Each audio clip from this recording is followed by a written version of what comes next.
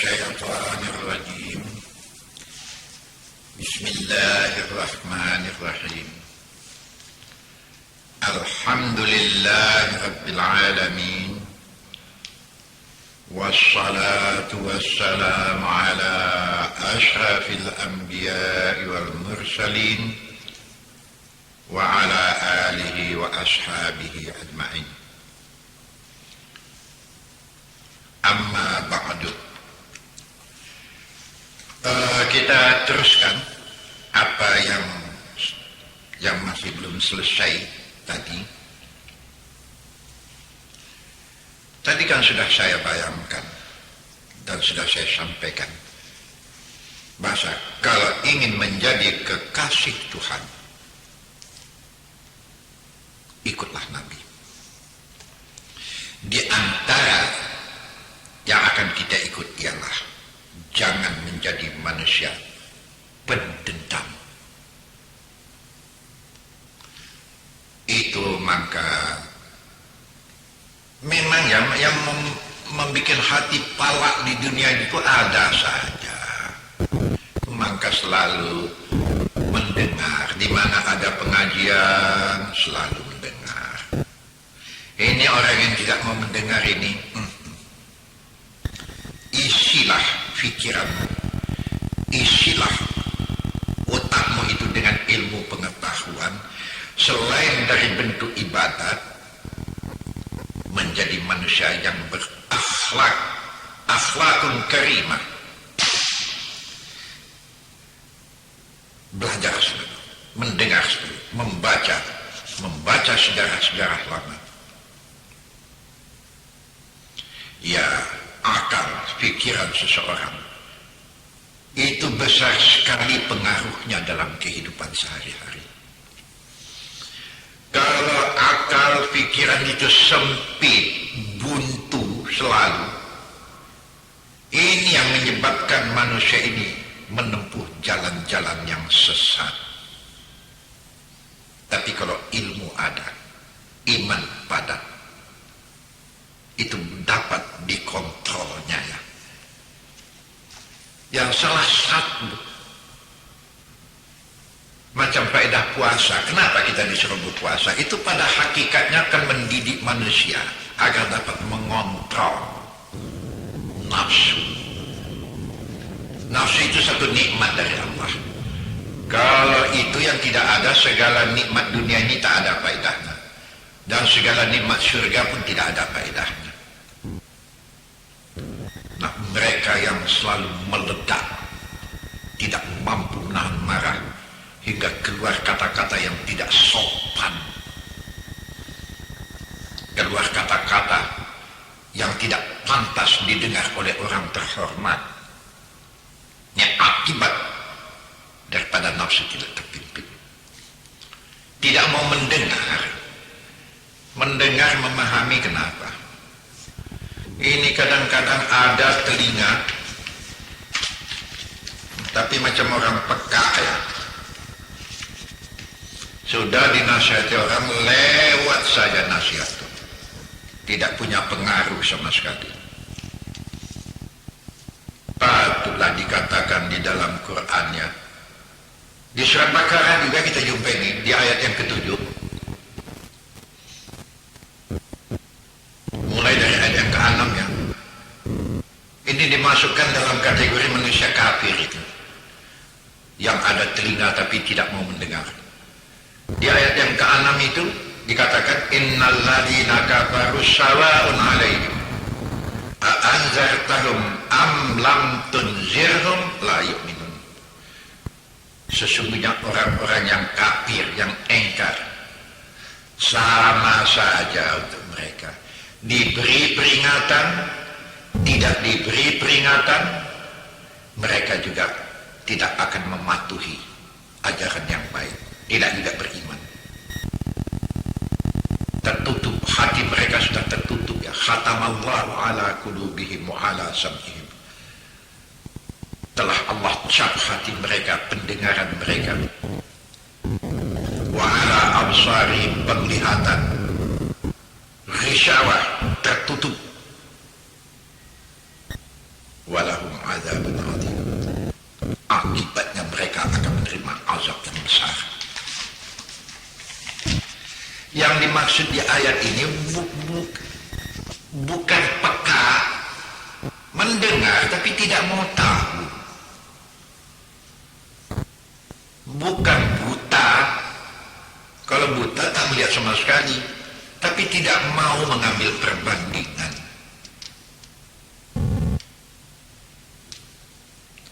Bisu, bukan bisu tidak bisa bicara, tapi kalau sudah dibicarakan yang baik sama dia, lidahnya itu menantang, melawan, menolak. Jangan. Ini kalau sampai di neraka nanti di situ baru menjerit, baru menyesal. Ya. Lau kunna nasma'u au na'qilu ma kunna min ashabis sa'ir. Oh, kalau di waktu itu menjerit macam ini. Kalau kami maulah mendengar tempo dahulu, kalau maulah kami berpikir, tentu kami tidak akan menjadi penduduk neraka yang macam sekarang ini. Oh, tak ada faedahnya lagi. Sudah tak ada gunanya lagi. Itulah ya. Kadang-kadang pengaruh hati yang bergantung dengan persoalan dunia, mereka lupa dengan akhlakul karimah, lupa dengan peri kemanusiaan, lupa dengan keadilan. Ini sama sekali kan disebut di Pancasila. Adilu ya. Oh, banyak juga yang bertanya nih. Yang adil itu Ustaz apa itu? Ada juga kita dengar pepatah-pepatah, ya diantaranya pepatah di Minangkabau umpamanya, membagi sama banyak, mengukur sama panjang, menimbang sama penuh. Ada yang mengistilahkan itu yang adil. Ya kalau saya menolak tidak, tapi kurang tepat ya.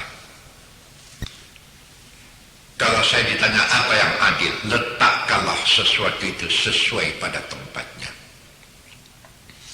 Kalau kita tidak letakkan sesuatu itu tidak sesuai pada tempatnya, ini tidak adil namanya. Dan orang yang tidak meletakkan sesuatu sesuai pada tempatnya, ini termasuk orang yang tidak punya akhlak juga ini. Tidak punya peri kemanusiaan. Masa meletakkan sesuatu tidak pada tempatnya? Kan tidak wajar. Biasanya makan di tempurung itu anjing biasanya. Datang tamu kita memang ayam panggang, ayam goreng, tetapi di tempurung kita bagikan sama kawan. Ini kan sudah tidak meletakkan sesuatu pada tempatnya ini. Kalau anak kita sudah sekolah tinggi, sudah di perguruan tinggi,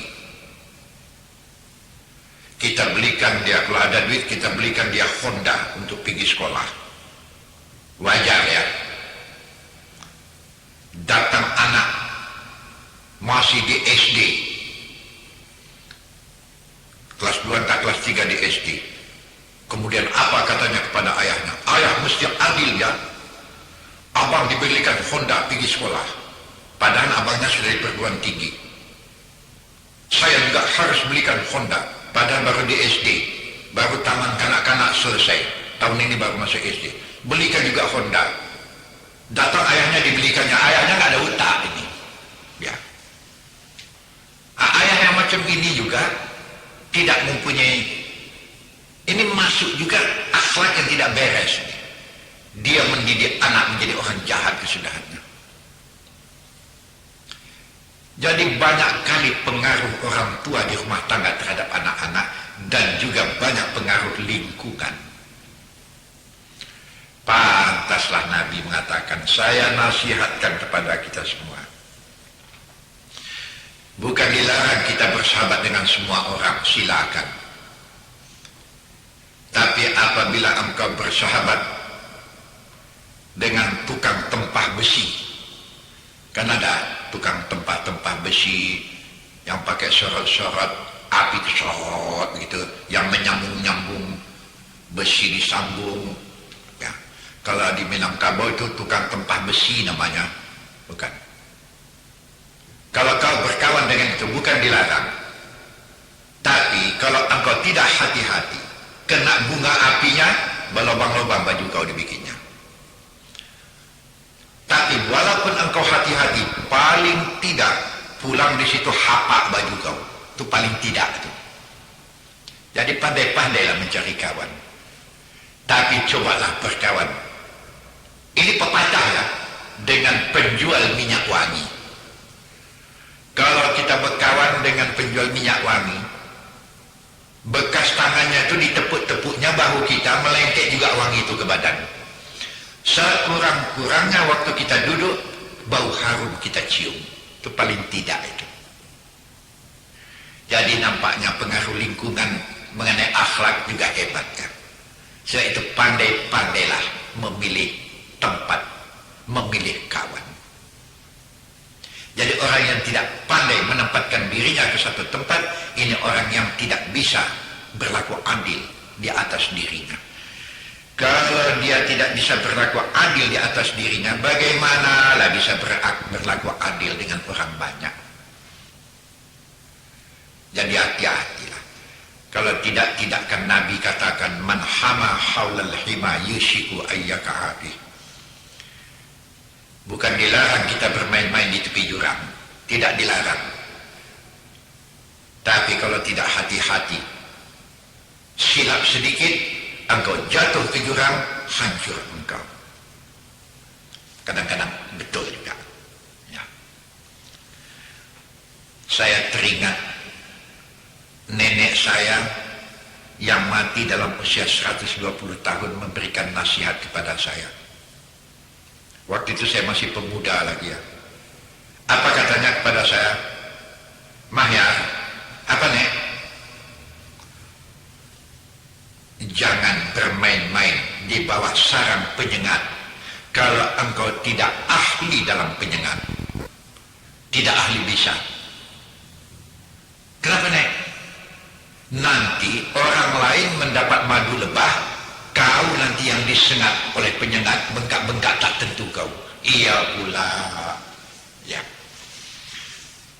Dan ini sama sekali pepatah-pepatah ini mempunyai kesan yang baik bagi orang yang mau memahami persoalan. Yang maulah mendengarnya. Kita boleh mengasihi sesuatu, tapi pakai pertimbangan lah. Kalau mengasihi sesuatu itu sudah kalah peraturan Allah, wah ini kacau nanti.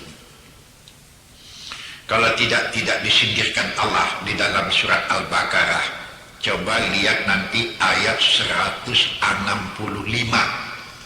Surat Al-Baqarah 165.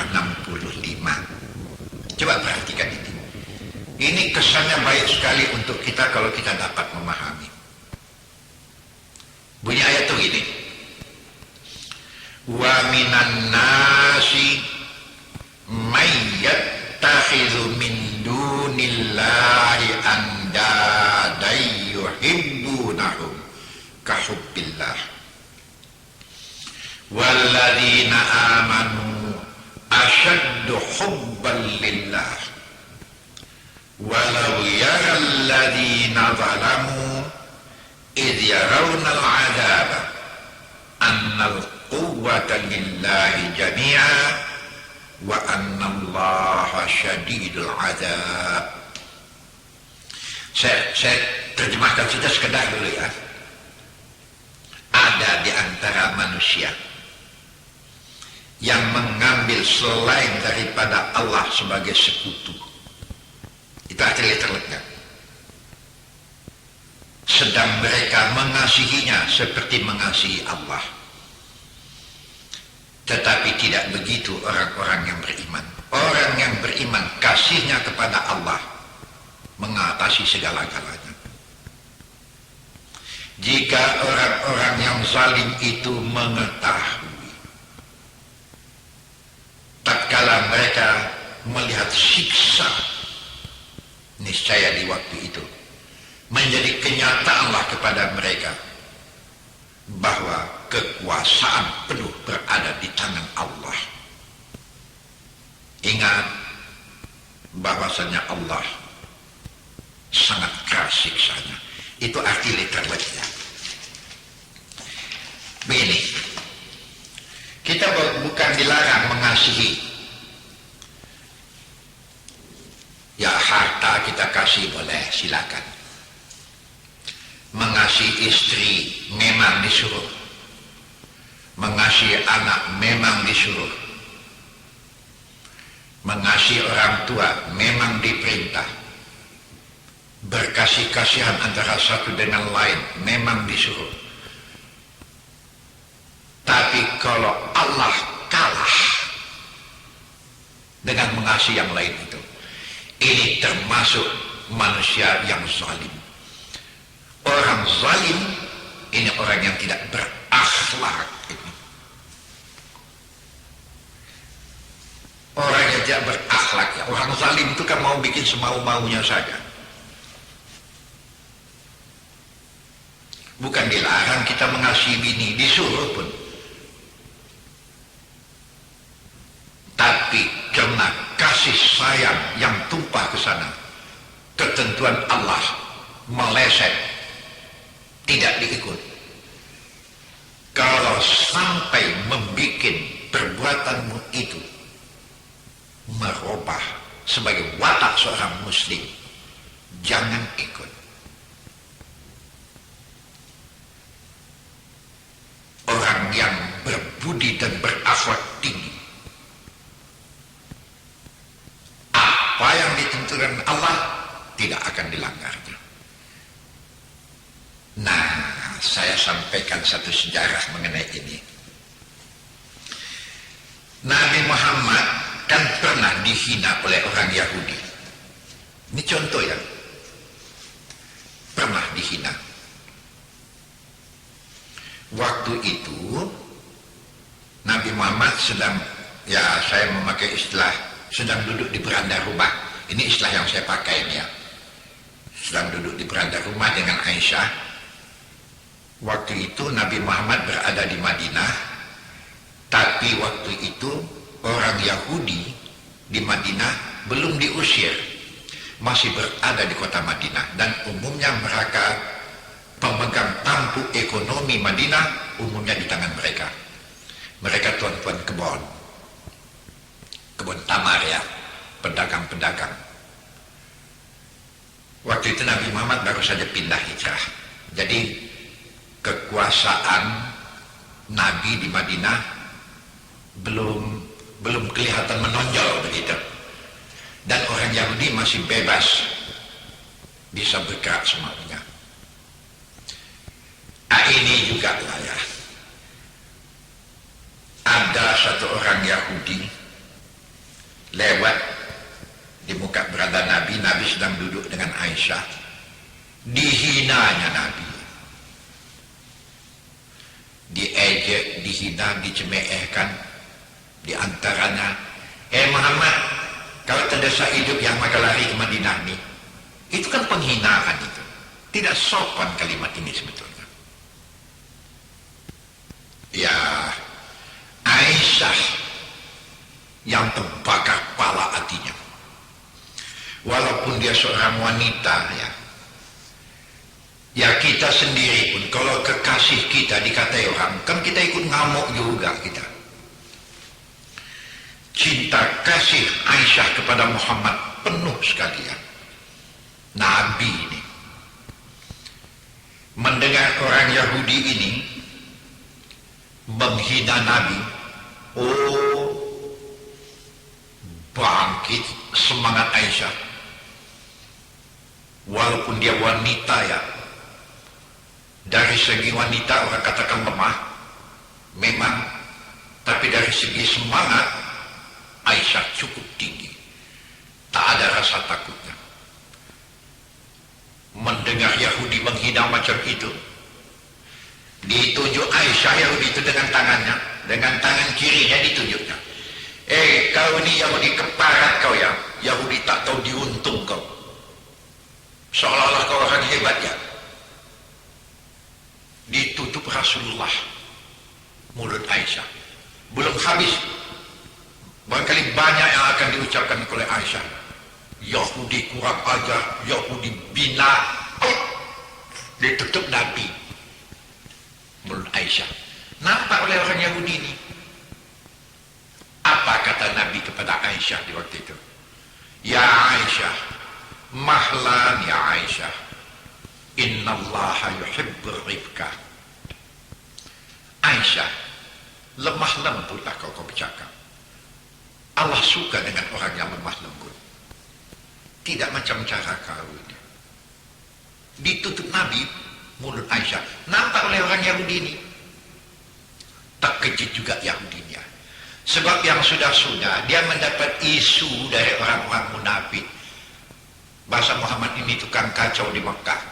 Jadi karena dikejar-kejar orang Mekah maka lari ke Madinah. Isu yang macam ini didengar. Dia tidak mengenal pribadi Rasulullah yang sebenarnya. Tapi di waktu itu terkejut dia ya. Mahlan ya Aisyah, innallaha yuhibbur rifqa. Kalimat innallaha yuhibbur rifqa ini yang membuat orang Yahudi ini terkejut ya. Allah sangat kasih kepada orang yang lemah lembut Aisyah. Tidak begini cara kau. Oh, didatangi Yahudi itulah. Dan irama Yahudi ini menjadi lembut. Muhammad, saya dengar apa yang engkau ucapkan sebentar tadi. Bisakah saya ketahui ucapan yang saya dengar sebentar ini dari pengajaran siapa kau peroleh? Rasulullah senyumnya. Tuan, boleh saya bertanya siapa Tuan? Ya, saya adalah seorang Yahudi. Oh, kata Nabi, yang saya ketahui Yahudi ini orang yang beragama. Betul. Bukankah kitab suci Tuhan, Taurat, Zabur menjadi kitab suci Tuhan? Betul. Bukankah Tuhan yang mengakui bahwa Musa itu Rasul Allah? Betul. Kata Yahudi. Tahukah Tuhan bahwa apa yang Tuhan dengar tadi ini adalah ajaran Musa, ajaran Taurat dan ajaran Zabur yang menjadi pegangan Tuhan? Sayang, Tuhan tidak mempelajarinya. Oh, tapi kuliah ini ya. Bukan Nabi Muhammad mengatakan ajaran Quran. Jadi terang ya, bahasa Allah adat dimanapun. Tahu samain agama dulu, main adat lah. Siapa yang tidak senang kalau dia dihormati orang? Kalau kamu senang dihormati orang, hormati pula lah orang lain. Jangan sombong tak tentu. Kan ini masuk akhlak ini. Pribadi mukminnya. Wa hakamu 'alan nas ka hukmihim 'ala anfusihim. Hukumlah manusia seperti kamu menghukum dirimu sendiri. Jadi hukumlah manusia seperti kamu menghukum dirimu sendiri. Nabi Muhammad tidak menjawab bahasa ini dari Quran, tapi dijawabnya ini ajaran agama Tuhan. Di Taurat ada diajarkan ini, di Zabur ada diajarkannya. Nabi Musa juga mengajarkan bahasa sopan, lemah lembut, akhlakun karimah. Kalau engkau ingin dihormati orang, hormati pula orang lain. Ini ajaran agama Tuhan, tapi Tuhan tidak mengamalkannya. Apakah begini juga ajaran yang Tuhan bawa? Kata Yahudi, iya. Saya bukan mau merubah ajaran Musa, tapi saya mau meluruskan ajaran Musa, termasuk Tuhan yang sudah menyeleweng. Oh, kontan Yahudi ini ya. Muhammad, asyhadu an la ilaha illallah wa asyhadu annaka la rasulullah. Wa asyhadu annaka ini ditujukan kepada Muhammad, yang pada hakikatnya wa asyhadu anna Muhammad rasulullah. masuk Islam. Yahudi itu yang benar apa yang engkau katakan. Dan Yahudi Tuan Kebun inilah salah satu yang menjadi pembela dan pembantu Nabi Muhammad. Nah ini ya, jarang manusia itu menyadarinya. Memang kadang-kadang manusia bandel. Di rumah tangga sendiri pun kan sudah pernah saya sampaikan dakwah saya perkara rumah tangga masjid. Sudah pernah saya sampaikan ini. Kalau seorang istri gembira dimanjakan suami, tentu istri harus mengerti kalau dia senang dimanjakan, manjakan pula lah suami. Kalau seorang mertua, alangkah gembiranya kalau menantunya menghormati dan mengasihinya. Kalau tahunya begitu, si mertua pun limpahkan pula lah kasih sayang dan hormatnya kepada menantu. Apa yang tak aman? Ya. Saya selalu mengatakan di mana-mana, kalau orang memberi hormat kepada kita, janganlah karena dia takut. Kepada harimau kita juga takut ya. Tapi kalau ada kesempatan, harimau ini kita bunuh. Tapi selama belum ada kesempatan, dia takut. Tapi takut yang macam ini tidak sedap. Hendaknya takut kita itu adalah takut karena kasih sayang, tidak sampai hati menyakiti. Seorang istri atau seorang suami tidak sampai hati menyakiti hati keluarganya. Sebab itu dia takut membuat yang tidak baik. Jadi takut tidak membuat itu bukan karena kekuasaan, tapi karena kasih sayang. Kalau bisalah ini dibina ya, di tengah-tengah keluarga, di tengah-tengah masyarakat, sudahlah. Aman dunia, aman akhirat. Laisal ghina an kanzil mal. Kebahagiaan itu bukan terletak pada kekayaan, tidak pada kekuasaan, tapi terletak pada ketentraman, ketenangan jiwa. Bagaimana jiwa tak aman tentram macam ini? Inilah yang ditanamkan oleh Nabi. Belum wajib sembahyang, belum ada. Wajib puasa, belum ada. Latar belakang terjadinya peristiwa Isra Mi'raj Nabi ini kan karena Nabi tidak punya ada dendam di dalam hati. Karena dendam Nabi tidak adalah dia menjadi kekasih Tuhan. Hingga sebagai satu kehormatan yang tinggi kepada Nabi, dia dibawa menemui Allah ke angkasa sana. Kamu juga. Kalau kamu dapat menjaga pribadimu sebagai pribadi mukmin yang baik, berakhlak karimah.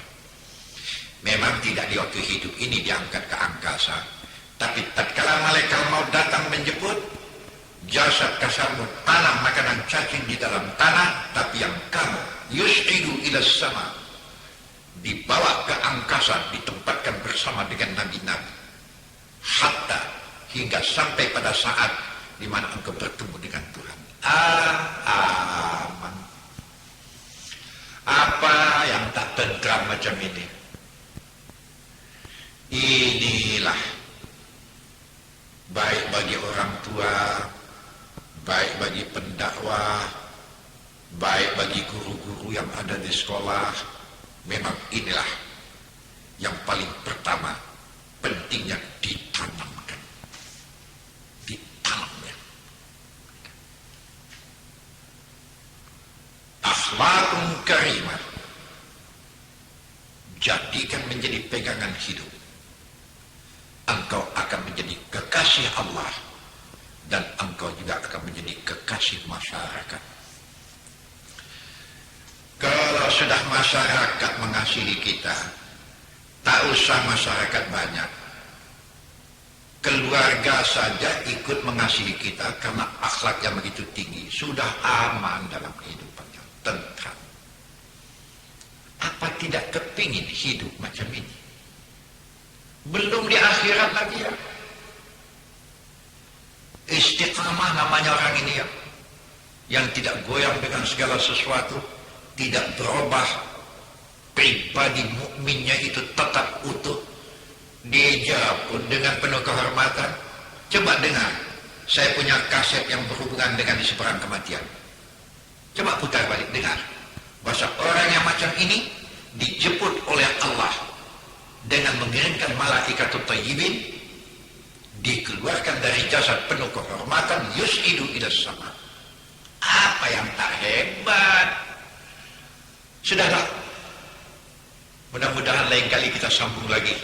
Yang ini sampai di sini saja dengan satu pesan, menjadi pribadi mukmin yang baiklah. Sekian. Assalamualaikum warahmatullahi wabarakatuh.